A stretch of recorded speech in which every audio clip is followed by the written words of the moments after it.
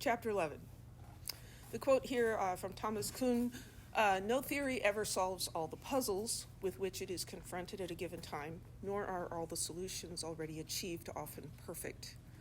Models are very useful, models and theories, but none of them are perfect. So in this chapter, we're going to cover two bonding theories, valence bond theory and molecular orbital theory, and a theory about molecular shapes that's based on Lewis structures. So, VSPER theory, that's just like, an attempt to say it so you don't have to say letters. VSEPR, so that stands for valence shell electron pair repulsion theory. So the idea here is that electron pairs, or more specifically electron groups, repel each other. So here's our central atom, and we have electron groups that are forming bonds with these other atoms. And we can predict the shape of a molecule by thinking about how these electron groups are going to spread out and get away from each other, okay, because they repel each other.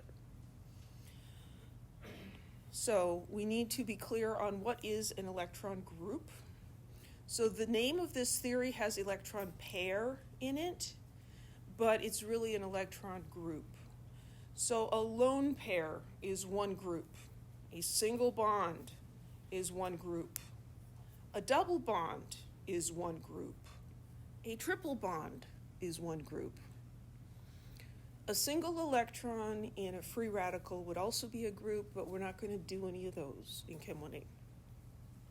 So we're looking at repulsions between the electron groups on the central atom, one of the interior atoms. And the preferred geometry will have a maximum separation. So let's begin looking at those. So this says draw the Lewis structure for beryllium chloride. So the point of this is not to review drawing Lewis structures. The point is to use them. So I'm not going to go in great detail of how I'm doing this. We've got beryllium, and it's bonded to two chlorines. And then if we count up the valence electrons, we can go like this and have octets for the chlorines and not an octet for the beryllium. But if we look at formal charges, all the formal charges will be 0. And this is okay because beryllium and boron often will be satisfied with incomplete octets. So we start with the Lewis structure, and we're going to look at that central atom and count the number of electron groups.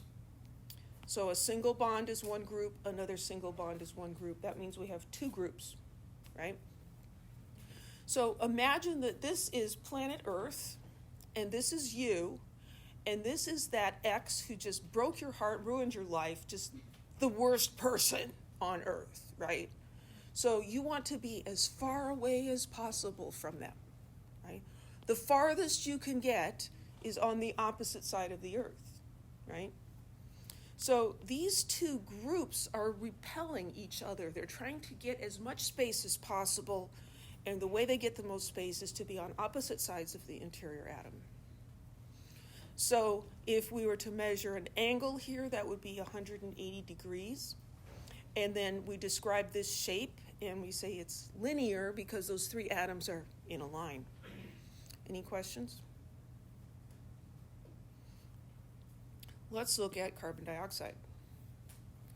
So the Lewis structure for carbon dioxide has two double bonds. We do not care about the lone pairs on these atoms out here. We're just looking at the central atom. So how many groups? I've got an extra electron over there. How many groups on the central atom? 2. A double bond is one group. This other double bond, one group. 2 groups. Again, 2 groups get maximum space by being on opposite sides of the atom they're bonded to. Okay? This is you, this is that horrible person, and so opposite sides of the Earth. So this will also have a linear geometry. Draw the Lewis structure for BF3.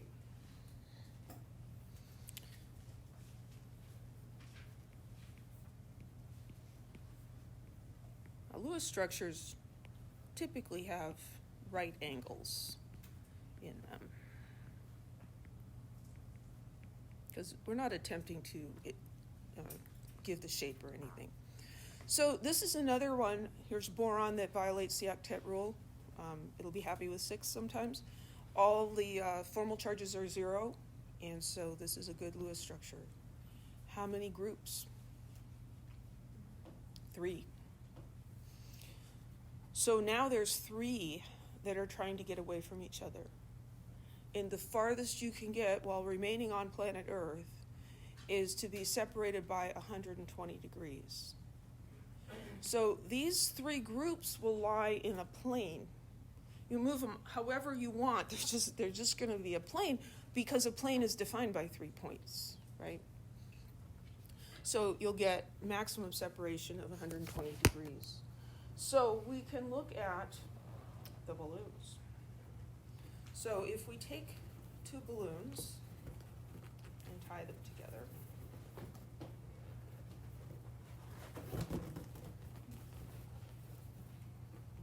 so it's a little screwy, but they're making a line, right? They're across from each other. And then we take a 3rd balloon, and the 3rd balloon is going to push those other 2 balloons a little closer to each other.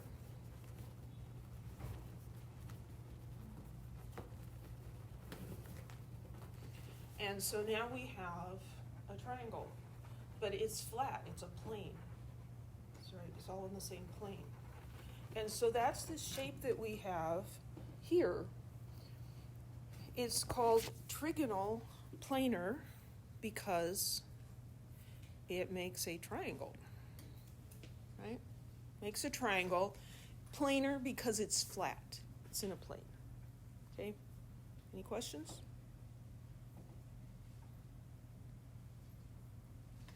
Formaldehyde also has 3 groups. Here is its Lewis structure. Here, one of these groups is a double bond, and then we have 2 groups that are single bonds. Again, there's 3 groups, and so they will spread around in that trigonal planar shape. The difference here, though, is that this double bond is more repulsive than the single bonds. And so the single bond here is like, oh, that one's like extra terrible. I'd rather get a little bit closer to this guy that I also hate, so I can get a little further away from him. And so this angle is going to be a little bit bigger than 120, this angle a little bit bigger than 120, and this one a little bit less than 120, because this one is more offensive, more repulsive. So different types of electron groups will have a different amount of repulsion. But still, we've got that trigonal planar geometry. So a central atom in a 3-atom molecule forms 2 double bonds and has no lone pairs. What's the geometry of the molecule? It's probably helpful to sketch this out. So we've got 3 atoms. So there's 3 atoms, and they're connected with double bonds.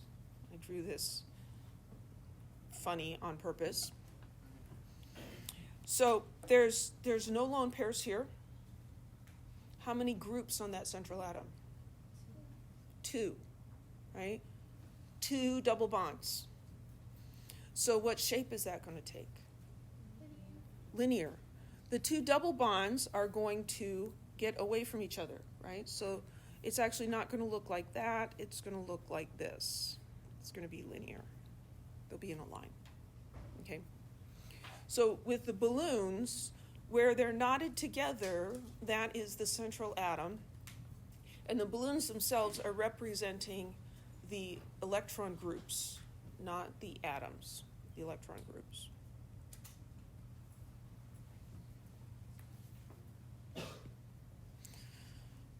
So here we have pictures of balloons, which aren't nearly as fun as actual balloons. But this is 2 balloons, like 2 electron groups. linear geometry. 3 balloons, trigonal planar geometry, okay? Again, the balloons represent electron groups. 4 balloons, 4 groups, gets a little weird. So we can take this trigonal planar thing and add another balloon in.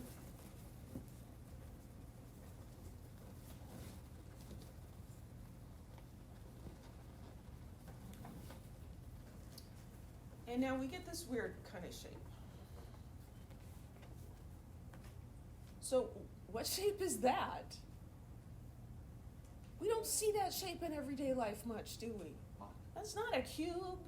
It's not a pentagon. You know, it's like, what is that? It's a tetrahedron. I hope there's no glass in the sink.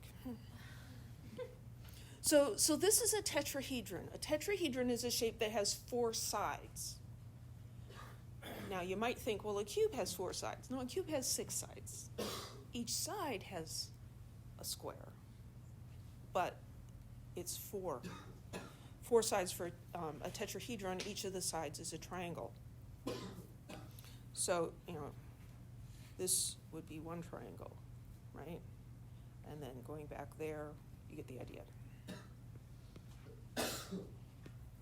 So adding this 4th balloon pushes these other balloons down a bit so they're no longer in a plane.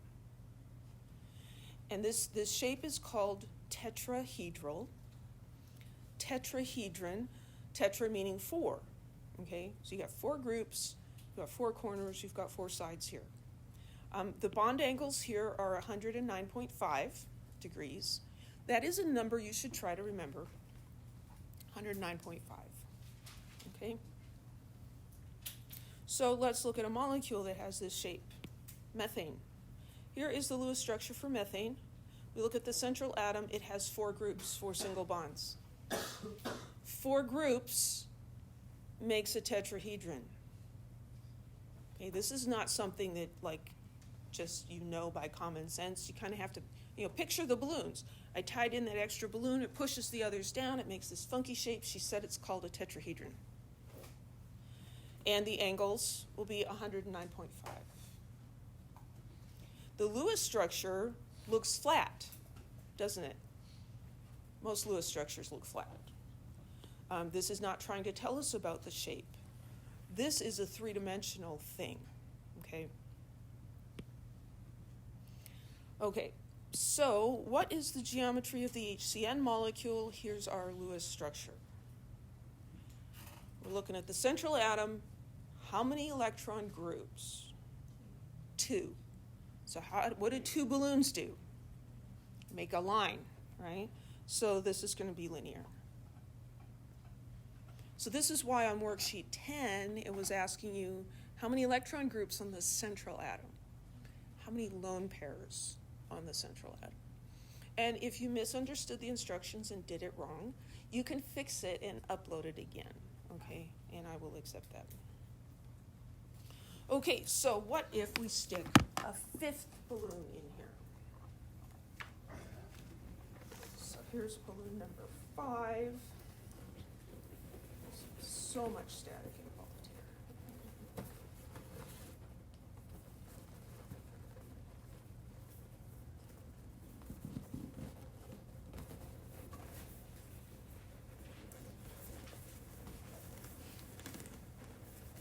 There. Okay.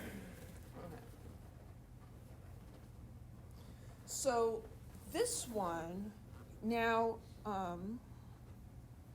we can think about having 1 balloon straight up and 1 balloon straight down, like this. And then the 3 balloons around the middle are kind of like the skirt on a ballet dancer, like a tutu, right? So the pink here is like the person dancing, and the green and orange ones, I wanted to be the same colors, but I didn't have the right balloons. So it's like a skirt, right? So this is our person dancing, right? And this is the tutu. Can you see that? okay? So that's important because in this structure, which is called bipyramidal meaning two pyramids. So we have a pyramid here, a triangular pyramid, and then down here we have another triangular pyramid. So two triangular pyramids, trigonal, bipyramidal. The great thing is I am not going to test you on your pronunciation or your spelling. Okay? So questions on the exam will be multiple choice. You have to pick out the correct words. And I'm not going to try to trick you by putting ones that don't exist in the choices. Okay? This is not about trying to trick the students. So these two are different than the ones around the middle. So if we think of the Earth again, this would be like the North Pole and the South Pole, and what goes around the middle? The equator, right? So these are like around the equator. These are called equatorial positions around the equator, and these are axial. This is the axis around which the Earth rotates, north and south poles approximately. The angle between an axial group and an equatorial group is 90 degrees. And so this, between this one and this one, is 90 degrees.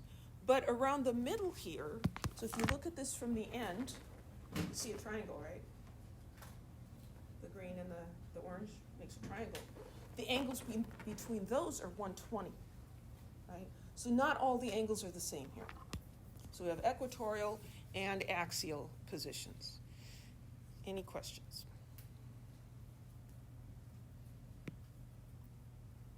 Six groups. I'm going to use this one that I made last night. This here, the colors work out better. So you put a sixth balloon on that trigonal bipyramid thing, and you get this, which is an octahedron. So the octahedron has 8 sides. This is 2 square pyramids instead of 2 triangular pyramids. A triangular pyramid has a triangle at its base. A square pyramid has a square at its base. So this would be 2 square pyramids. But we call it an octahedron. So here, now all the bond angles are the same. They're all 90 degrees. So we don't really refer to an equatorial position or an axial position here. So let's use what we've learned and determine the molecular geometry of carbon tetrachloride. What do we have to start with? Lewis structure. This is all based on Lewis structures. So we've got to start with the Lewis structure. I've got carbon, and I've got 4 chlorines attached to it. And then we would count up all the valence electrons and start handing those out.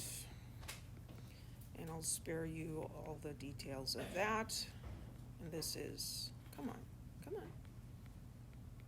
That's what we end up with. So there is, that's not what I wanted to do. There's the Lewis structure for carbon tetrachloride.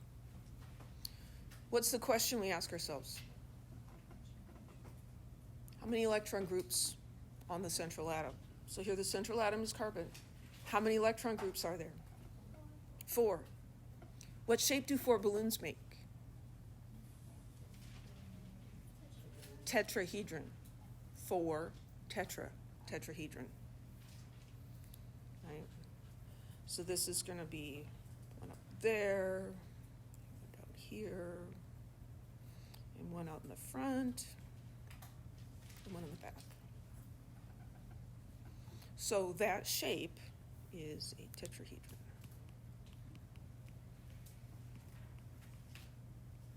Any questions? Those are ours.